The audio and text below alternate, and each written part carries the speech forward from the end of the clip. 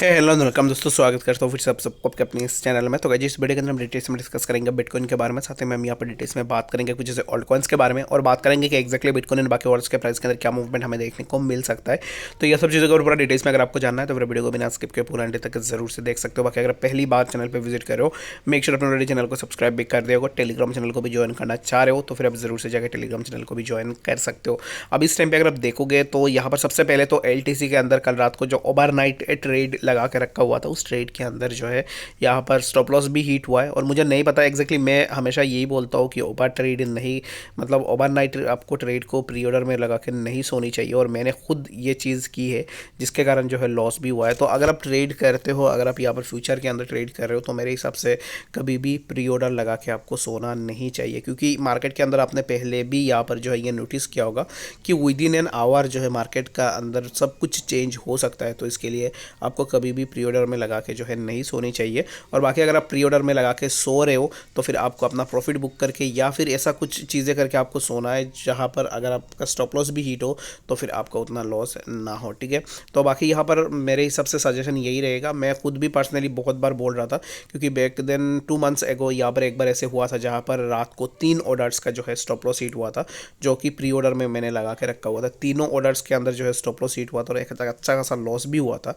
तो इसके कारण तब से मैं यहाँ पर प्री ऑर्डर लगाना मैंने बंद कर दिया है। तो बाकी अगर आप यहाँ पर प्री ऑर्डर लगा के रात को ट्रेड करते हो तो मेरे हिसाब से it's not a good idea. अब जब जाग रहे होते हो तब जाके ट्रेड करो, तब आपको यहाँ पर पता लगेगा कि एक्जैक्टली मार्केट के अंदर क्या मूवमेंट हो रहा है, और उसके अकॉर्डिंग आप अपने ट्रेड के ऊपर एक्शन भी ले सकते हो कि आपको नेक्स्ट क्या करनी चाहिए। ठीक है, तो चलिए फिर हम बात कर लेते हैं कि बिटकॉइन के प्राइस के लिए क्या मूवमेंट हमें देखने को मिल सकता है। तो बिटकॉइन के प्राइस अभी इस टाइम पे, अगर आप में से बहुत सारे लोगों के मन में ये क्वेश्चन होगा कि प्राइस अभी इस टाइम पे बुलिश है या फिर बेयरिश है, तो प्राइस ना ही मैं बुलिश बोलूँगा ना ही मैं प्राइस को बेयरिश बोलूँगा। तो ये ऑब्वियसली यहाँ पर नॉर्मल सी बात है कि एक्जैक्टली बिटकॉइन जैसे क्रिप्टो करेंसी के प्राइस के अंदर हमें इतना बड़ा डाउनफॉल देखने को मिला, जहाँ पर प्राइस 15,000 के आसपास कंसोलिडेट कर रहा था। तो यहाँ से प्राइस के अंदर हमें थोड़ा मूवमेंट देखने को मिला। इट्स नॉट ए बोल्डली और एनीथिंग। ये जो क्या है ना कि यहाँ पर एक्जैक्टली अगर आप देखोगे तो मेरे पास अगर इतने पैसे होते तो मैं बिटकॉइन को 15,000 के आसपास ज़रूर से बाई करता। तो आप में से मैक्सिमम लोग भी ऐसे होंगे जो बाई करते हैं अगर आपको बिटकॉइन के प्राइस 15,000 के आसपास देखने को मिलता।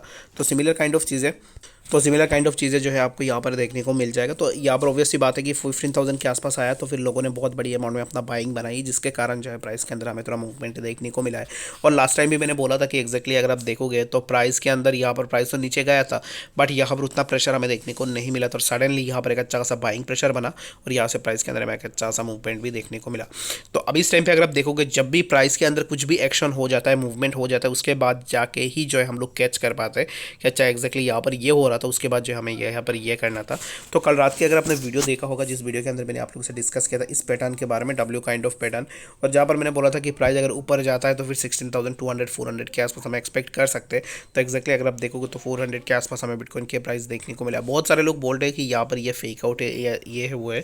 तो मेरे हिसाब से गाइज ये कोई भी फेक आउट नहीं है, ये एक रियल ब्रेकआउट था जहाँ पर प्राइस ने पहले ही इंडिकेट कर दिया था कि वो ऊपर की तरफ निकल सकता है। और एक्जैक्टली ये जो इंडिकेशन दिया, उस इंडिकेशन के बाद प्राइस जो है ऊपर की तरफ निकला।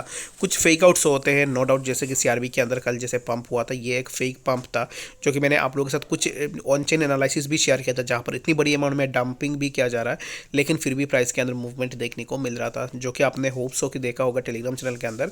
बट बीटीसी के अंदर क्या है कि अभी इस टाइम पे क्या होता है ना कि लोगों का जब भी एनालिसिस फेल होता है तो लोग ऐसे ही बोल देते हैं कि यहाँ पर ये चीज़ फेक आउट था, ये था वो था। यहाँ पर बीटीसी के प्राइस के अंदर कुछ भी फेक आउट नहीं था। यहाँ पर अगर आप देखोगे फेक आउट नहीं था, वो मैं आपको यहाँ पर प्रूफ के साथ बता देता हूँ कि सबसे पहले तो प्राइस यहाँ पर इसी जोन के आसपास एक बेस बना रहा था, एक एक्शन बना रहा था प्राइस का। उसके बाद प्राइस ने एक ग्रीन कैंडल बनाई, उसके बाद फिर से प्राइस थोड़ा नीचे आया, फिर यहाँ पर ये जो कैंडल बना, इस कैंडल ने कंफर्म कर दिया था कि यहाँ पर मार्केट के अंदर अभी इस टाइम पे बायर्स आ चुके हैं और यहाँ से प्राइस थोड़ा ऊपर की तरफ जा सकता है। तो एक्जैक्टली अगर आप देखोगे तो जब प्राइस इसी जोन के आसपास कंसोलिडेट किया ना प्राइस ने, तब मैंने यहाँ पर क्या किया कि मैं ये जो दो रेड कैंडल से इन दो रेड कैंडल्स को मैंने देखा और उसके बाद मैंने अपना ऑर्डर को प्लेस किया और उसके बाद मैं सो गया। ठीक है, और एक्जैक्टली मुझे यहाँ पर मैं क्यों बोल रहा हूँ कि आपको ओवरनाइट अपना जो है यहाँ पर ट्रेड लगा के नहीं सोनी है। अगर मैं जागा रहता तो मैं इस यहाँ पर जो है ये जो जोन के आसपास जो प्राइस यहाँ पर जो है एक्यूमुलेट हो रहा था ना कि रेजिस्टेंस के आसपास, ये बहुत खतरनाक एक्यूमुलेशन होता है। अगर ऐसे एक्यूमुलेशन आपको रेजिस्टेंस के पास किसी भी कॉइन के अंदर देखने को मिल रहा है तो यहाँ से आप समझ लेना कि 90% श्योरिटी है कि प्राइस रेजिस्टेंस को तोड़ेगा और एक ऐसे कैंडल के साथ तोड़ेगा जो कि 5 to 10% तक का मूव जो है इजीली देगा। तो exactly similar kind of cheese bitcoin के प्राइस के अंदर हुआ। हुआ और उसके बाद प्राइस जो है यहाँ से अच्छा खासा ऊपर की तरफ प्राइस ने मूवमेंट भी किया। तो होप्स हो कि आपको यहाँ पर पता लग गया होगा कि एक्जैक्टली यहाँ पर जो है बिटकॉइन के अंदर क्या मूवमेंट हुआ और कैसे मूवमेंट हम आने वाले टाइम में एक्सपेक्ट कर सकते हैं, जो कि 16,400 के आसपास अभी इस टाइम पे सपोर्ट को होल्ड कर रहा है। नहीं हो पाता है तो प्राइस के अंदर और भी ड्रॉप डाउन देखने को मिलेगा, हो पाता है तो फिर हम जो है यहाँ पर इसी जोन को ब्रीच कर सकते हैं जो कि 16,600 के आसपास है। 16,600 के आसपास जो जोन है, इसी जोन के आसपास हमने प्रीवियसली भी देखा है कि यहाँ से हमें मल्टीपल टाइम्स रेजिस्टेंस देखने को मिला है। तो अभी इस टाइम पे फिर से प्राइस इस जोन को अप्रोच करेगा तो होपफुली कि यहाँ से जो है हमें प्राइस के अंदर एक अच्छा खासा मूवमेंट देखने को मिल जाए। आई होप कि आपको यहाँ पर बिटकॉइन के बारे में समझ में आ गया होगा कि एक्जैक्टली बिटकॉइन के प्राइस के अंदर क्या मूवमेंट हो सकता है। तो बात करते हैं यहाँ पर इथेरियम के बारे में कि एक्जैक्टली इथेरियम के प्राइस क्या मूवमेंट हमें शो कर सकता है। तो अभी इस टाइम पे इथेरियम के प्राइस चल रहा है 1163 के आसपास एंड इथेरियम के प्राइस हमें देखने को मिला समवेयर अराउंड 1000 के आसपास में हमें इथेरियम के प्राइस देखने को मिला और यहाँ से प्राइस के अंदर एक मूवमेंट हमें ज़रूर से देखने को मिला है जस्ट बिकॉज बिटकॉइन के प्राइस के अंदर हमें मूवमेंट देखने को मिला। तो क्या यहाँ से हम इथेरियम के प्राइस के अंदर और भी मूवमेंट देखने को मिल सकता है या नहीं? तो मेरे हिसाब से इथेरियम के प्राइस अभी इस टाइम पर अगर कुछ टाइम के लिए यहाँ पर इसी जोन के आसपास अपना यहाँ पर जो है कंसोलिडेट करता है और प्राइस इसी जोन के आसपास रहता है तो यहाँ से हमें एक ब्रेक डाउन देखने को मिल सकता है जो कि समवेयर अराउंड 1136 के आसपास हमें इथेरियम के लिए ज़्यादा सपोर्ट देखने को मिलेगा।